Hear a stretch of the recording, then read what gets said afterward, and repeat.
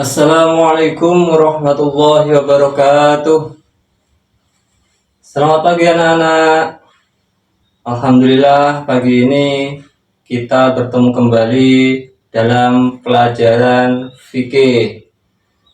Baik, sehat semuanya? Alhamdulillah. Baik, sebelum pelajaran kita mulai, mari kita berdoa bersama-sama dulu. Berdoa mulai. Alhamdulillahirabbil alamin. Baik, absen dulu anak-anak ya. Aira Anggraini, Aulia Fikrun, Farisa Najila Utami. Baik anak-anakku sekalian, setelah kemarin kita mempelajari bab istinja, yakni bersuci dari najis. Baik, ada yang masih ingat? Istinja itu bisa dilakukan dengan berapa cara?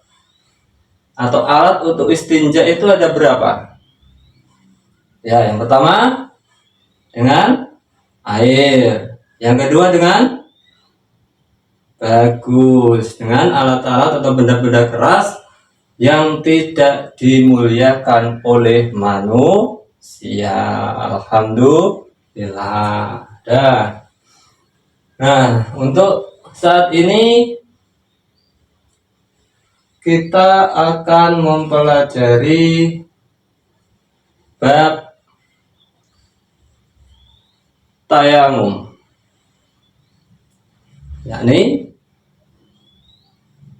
melakukan tayamum sebagai pengganti dari wudhu.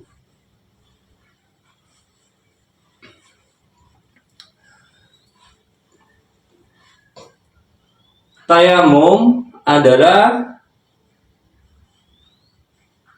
melakukan bersuci dengan menggunakan debu sebagai pengganti daripada wudhu untuk melaksanakan hal-hal yang fardu atau yang wajib.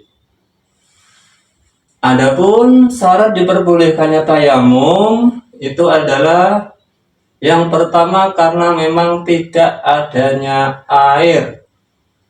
Tidak adanya air, mungkin waktu pas kekeringan, atau mungkin kita waktu di padang pasir yang mana di situ tidak ada air, atau ada air tapi itu lebih dibutuhkan oleh manusia untuk menyambung hidupnya. Contoh, kalau ada air kemudian kita pakai untuk wudhu, sementara kita nggak bisa minum, dan kalau kita nggak minum otomatis kita akan mati, maka air tersebut tidak boleh digunakan untuk wudhu. Bolehnya untuk dimanfaatkan untuk diminum. Nah, pengganti wudhunya ini menggunakan tayamum atau menggunakan dengan debu. Tadi yang pertama adalah menggunakan debu, tidak adanya air. Tadi yang pertama adalah tidak adanya air. Yang kedua, ada air tapi kita tidak memungkinkan untuk menggunakan karena suatu hal, contoh karena sakit kulit, sehingga jika kulit kita terkena air maka penyakit kita akan semakin parah, yaitu kita boleh melakukan tayamum. Nah, sekarang rukunnya tayamum. Tadi syaratnya tayamum, sekarang rukunnya tayamum. Rukun adalah sesuatu hal yang dikerjakan di dalam saat tayamum. Kalau yang syarat itu hal yang harus dilakukan atau harus dipenuhi sebelum melakukan tayamum. Itu berbedanya. Nah, untuk syarat rukun tayamum itu yang pertama harus menggunakan debu yang suci. Ingat, harus menggunakan debu yang suci. Yang kedua, harus sudah masuk waktu sholat. Jadi kalau pengen sholat duhur, sebelum sholat duhur kok kita tayamum untuk persiapan sholat duhur, maka itu tidak sah tayamumnya. Jadi kalau pengen tayamum harus sudah masuk dulu waktu duhur, baru kita tayamum untuk melaksanakan sholat. Dan satu kali tayamum itu hanya untuk satu kali ibadah wajib. Satu kali ibadah wajib. Tapi kalau ibadah sunnah bisa berkali-kali. Contoh, satu kali tayamum hanya untuk satu kali ibadah sholat zuhur. Akan tetapi kita boleh melaksanakan sholat sunnah qobliyah, ba'diyah, zuhur. Dan kita juga boleh membaca Al-Quran dan juga zikir-zikir yang lainnya. Nah, sesuai dengan apa yang ada di buku kita ini, yang kita pelajari ini ada banyak contoh-contoh yang tertera di sini. Akan tetapi, jika tidak kita praktekkan secara langsung, maka kita akan sulit untuk mengerti bagaimana tata cara tayamum yang baik dan benar. Nah, sekarang Ustaz akan sampaikan akan peragakan bagaimana cara tayamum yang baik dan benar sesuai yang dulu-dulu telah diajarkan oleh guru-guru Ustaz dulu. Yang pertama adalah kita harus mencari tempat di mana yang sekiranya itu mengandung debu yang suci. Jangan sampai kita mencari tempat yang mana di situ ada kotoran ayam terus kita tayamum di situ, ya nggak boleh, karena apa, jelas itu ada najisnya. Nah, ataupun juga kita bisa menggunakan dinding, karena hakikatnya dinding ini juga mengandung debu. Nah, caranya adalah kita menempelkan kedua telapak tangan kita dengan sedikit menghentakkan.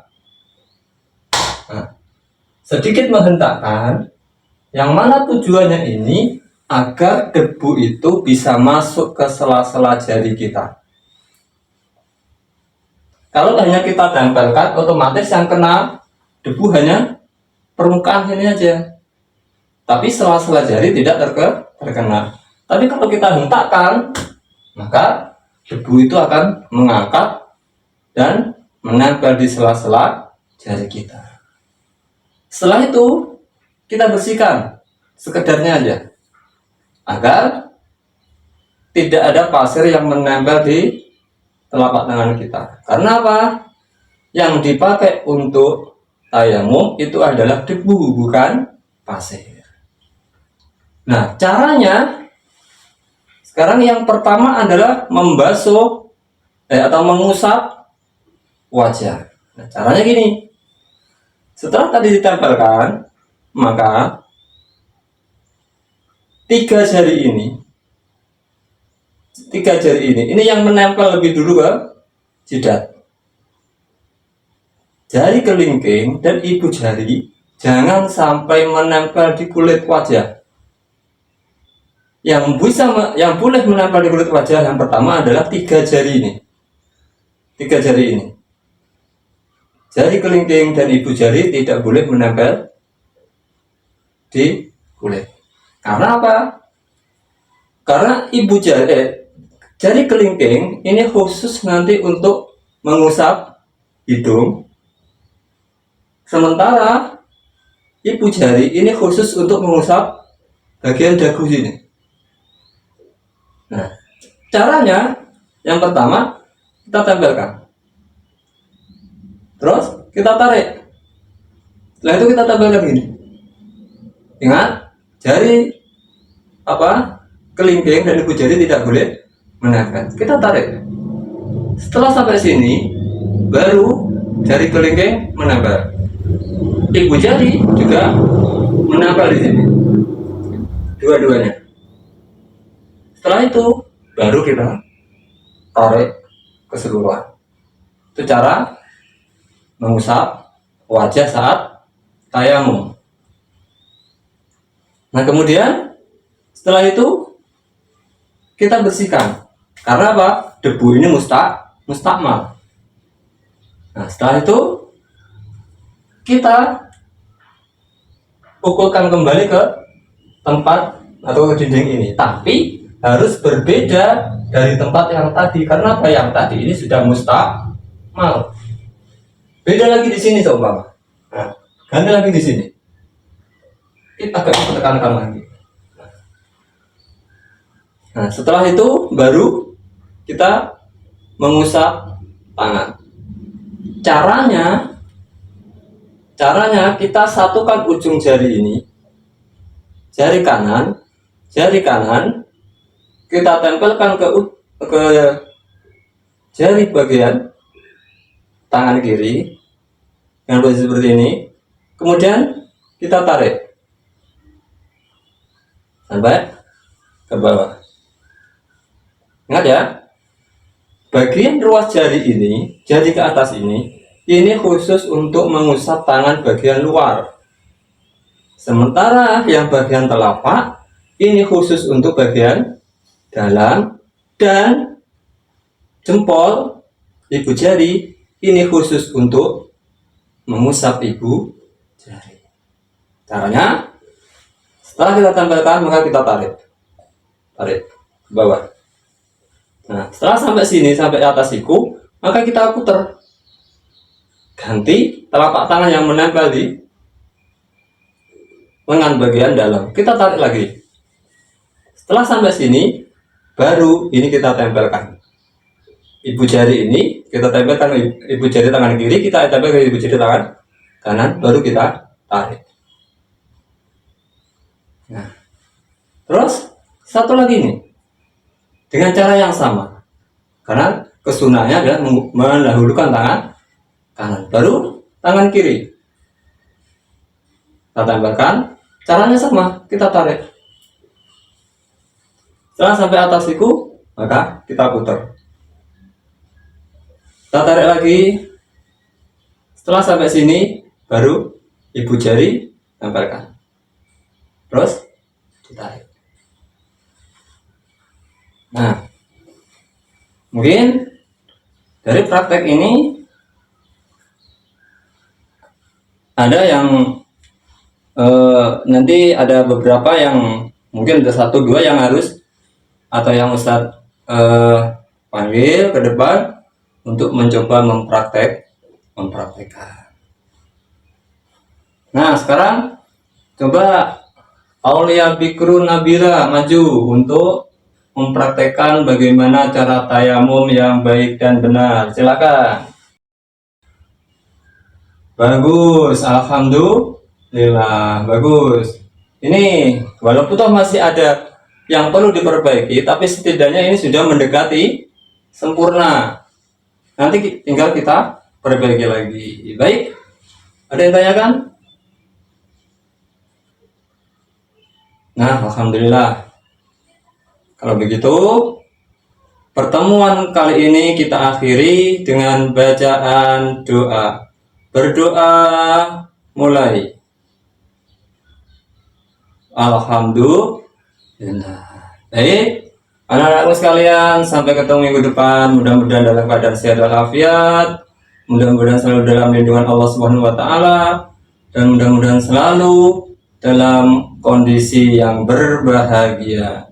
Kurang lebihnya mohon maaf. Billahi taufiq wal hidayah wa ridha wa inayah. Wassalamualaikum warahmatullahi wabarakatuh.